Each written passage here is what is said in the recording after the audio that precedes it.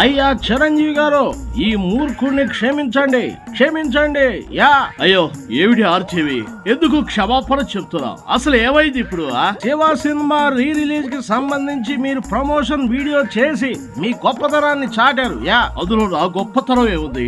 నువ్వు అంత గొప్పగా సినిమా తీసావు కాబట్టి ఇన్నేళ్ల తర్వాత రిలీజ్ అవుతున్నందుకు నాకు చాలా ఆనందం అనిపించి నాకు నేరుగా ప్రమోషన్ చేశారు. అందుకే నేను సారీ చెప్తున్నాను. యా మిమ్మల్ని ఎన్నో సార్లు ఎన్నో రకాలుగా అనకూడని మాటలతో మిమ్మల్ని ఇబ్బంది పెట్టాను. అయినా మీరు అవేమి మనసులో పెట్టుకోకుండా నా సినిమాకి ప్రమోషన్ చేశారు.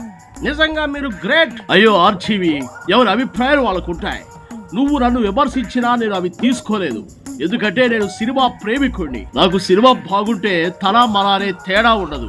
ఆనందపడిపోతాను. ఎవరి సినిమా అయినా సరే అప్రిషియేట్ చేస్తాను. ఇన్నాళ్ళు ఇంత మంచి మనసున్న మిమ్మల్ని ఇంతగా బాధ పెట్టినందుకు నాకు చాలా సిగ్గుగా ఉంది చిరంజీవి. ఏడే డోస్ ఎక్కువైదా ఏంటి? సారీలు దండాలు పెట్టేస్తున్నావు, అంతొద్దు. ఓకే బాస్, ఇది చాలు. నువ్వు ఒక మంచి క్రియేటివిటీ ఉన్న డైరెక్టర్. శివ లాంటి మంచి మంచి సినిమాలు నువ్వు అప్పట్లోనే తీసావు.